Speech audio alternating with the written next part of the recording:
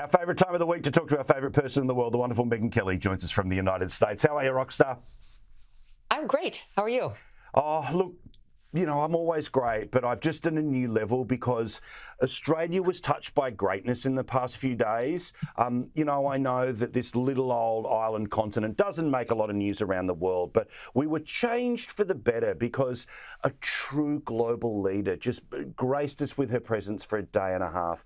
Kamala Harris was here, and just an example of what you've missed out as a president. She was addressing a real estate conference. I mean, we're lucky, aren't we, to just get a little bit of this gold dust, that the realtors of Australia are what bring her out of hiding.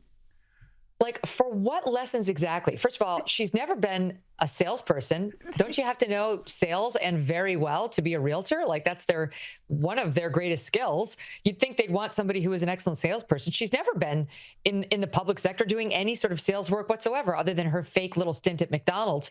But let's face it, those burgers sell themselves. So what could be gleaned from her? First of all, you got to be a little concerned. Like, it'd be one thing if she were in hot demand over here and like she just made time for the Aussies because that's out of the goodness of her heart. Nobody wants her. Like, she had to go over there where her reputation didn't so much precede her in order to get a check. So my friends, we need to be a little bit more discerning in our invitations. And then the bits that I saw, because earlier today, at least, it wasn't put out on video, so we were just getting little sneak peeks at it from what my friends over there, got and put online. It was just more inanities, saying absolutely nothing about anything, with a huge windup to every single quote unquote point she was about to make. She makes you work so hard. You have to sift through 500 words to get to the 4 that actually do have meaning, but then you realize that those 2 are entirely empty.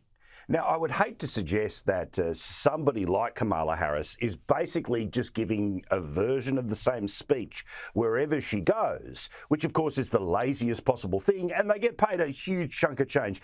Can I read from one of the newspaper accounts of what she said? Quote, she said, please do. Real estate agents could be considered, quote, civic leaders for their role in connecting buyers with suitable homes. The point... She just turns up anywhere and insert industry or who I'm talking to and tell them that they're civic leaders. They're flogging apartments around Australia and beachside on the Gold Coast. Civic leaders, please. I'm sure they don't even see themselves like that. Like, they know a lot about houses and what would make somebody happy and what's a good deal and what's not.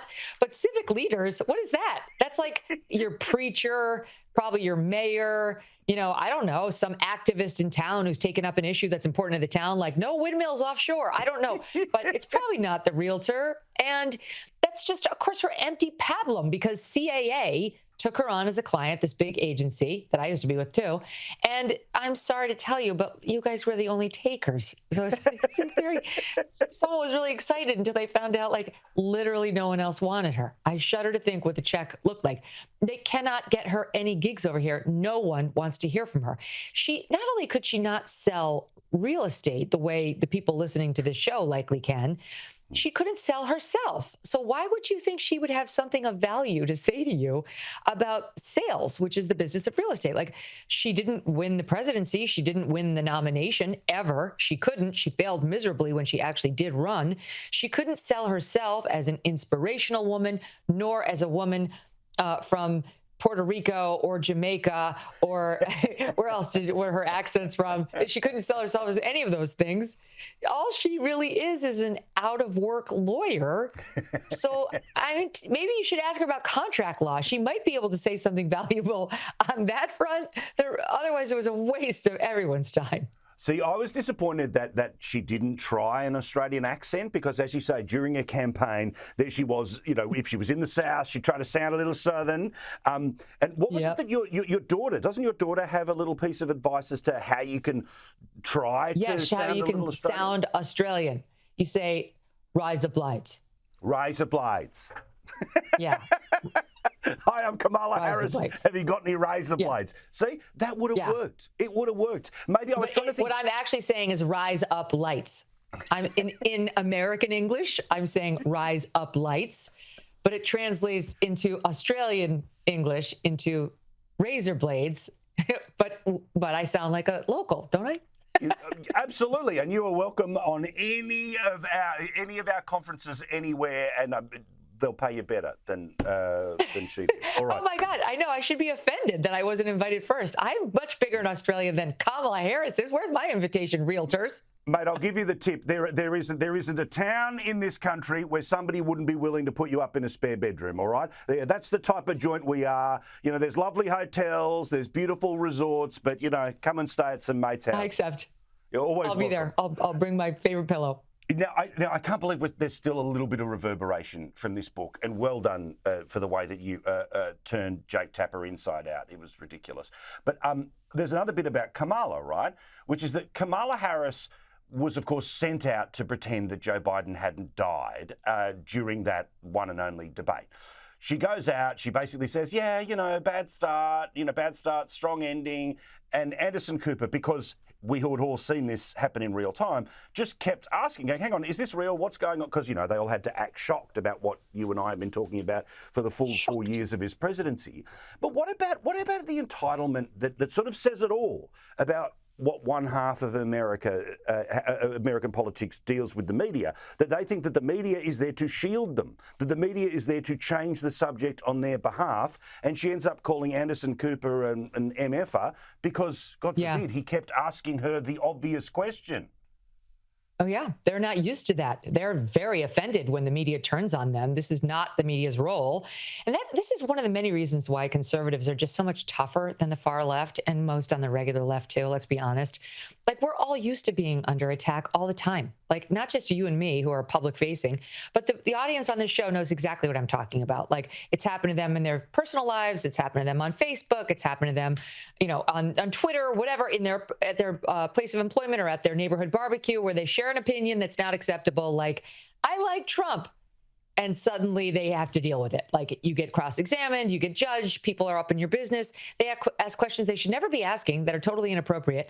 And people who have conservative opinions have been dealing with that forever. So we're like, it doesn't really upset us. It's kind of, you're nonplussed when this happens to you. But the left, they're used to having their entire worldview affirmed. You know, we talked about that thin-skinned little whatever, George Clooney, who was so upset that I said he's not a journalist and he's a pathetic excuse for one, that he had to incorporate me into his little play on Broadway. Like, he has to have the last word because they're not used to it. They like, you give them one line about like questioning their choices, and not even that negative. You know, it's like Anderson was not really even questioning Kamala Harris's choices. He was kind of questioning her. And she felt entitled, thought it was an MFer because he had the nerve to press her, which, by the way, is literally his job. Like, that, if he didn't, he wouldn't be doing his job. And I get it, 99.9% of the time when he's interviewing a Dem, he doesn't do his job. But she understands that's at least a possibility in any given interview. So, yeah, it shows everything that's corrupt and detestable about our media system over here. A couple of things when it comes to the courts. What's standing out to you thus far about the P. Diddy trial? And are you like me every now and then checking out the AI reconstructions based off the videos and the transcripts, which are actually quite clever? All right, just fess up. You're part of the ones suing to get those freak-off tapes released, aren't you? I'm checking for Sky News as soon as we end this hit. Sure. Happy to Signed, you. Paul Murray. Absolutely. No, I didn't know there was such a thing, but now I'm going to have to check it out. Although, let me tell you something freaky about my phone. Maybe you guys have this too. But whatever Google search I do on my phone, because we have like a shared... I don't know if maybe it's YouTube TV, whatever. It's on all of my televisions at home. So my last search is right there when my kids go on YouTube, which they do. And like, I'm not sure we want to pull that up. Is that the AI thing? That's probably not something I want my 11-year-old seeing. Okay, so anyway, in the Diddy trial, it's getting very interesting. I mean, very interesting. Number one conclusion that is indisputable that people should take away from this is he's an absolute dirtbag derelict loser, abuser, and should never be allowed in polite society again. That's number one. Number two, he's also a criminal. That seems very clear. Some of the crimes have had the statute of limitations expire on them and may or may not be guilty of these crimes that he's charged with now. I'm leaning toward yes, but we'll see. We'll let the trial play out. But it's almost irrelevant. He's been exposed, and I refer you back to point number one. So what happened today and within the past couple of days, they put on the stand this woman who worked for him as his top assistant and then brand manager, global brand manager from 2004 to 2012. And she provided a lot of backup for the rapper Kid Cudi's, that doesn't just do rap, testimony that Kid Cudi is pretty famous over here in his own right. And he wound up having an affair with Diddy's girlfriend, Cassie Ventura, of 20 years. But he testified he did not know she was still with Diddy. He thought they were on a break, and he found out the hard way when Diddy blew up that they were not on a break and that he'd been lied to by Cassie. And when he testified, he blamed her for that.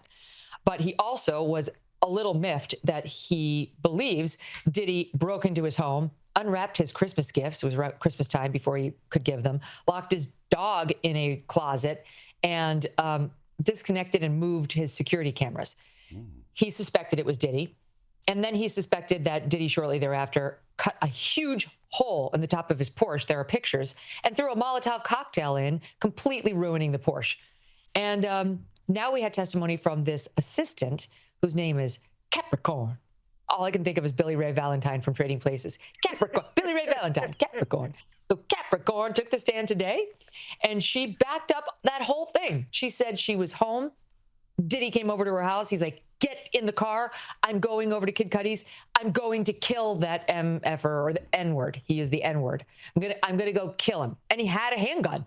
So, I mean, doesn't your assistant have it so good in mine too? We do. If you're gonna pull out a gun and go try to shoot somebody, you do it on your own like a professional, right? You don't. Who lobs in the assistant to help? Don't farm it out. So rude.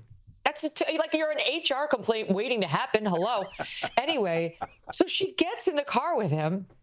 They ride over to Kid Cudi's house, and she said he went inside ready to shoot him, but thankfully Kid Cudi wasn't there.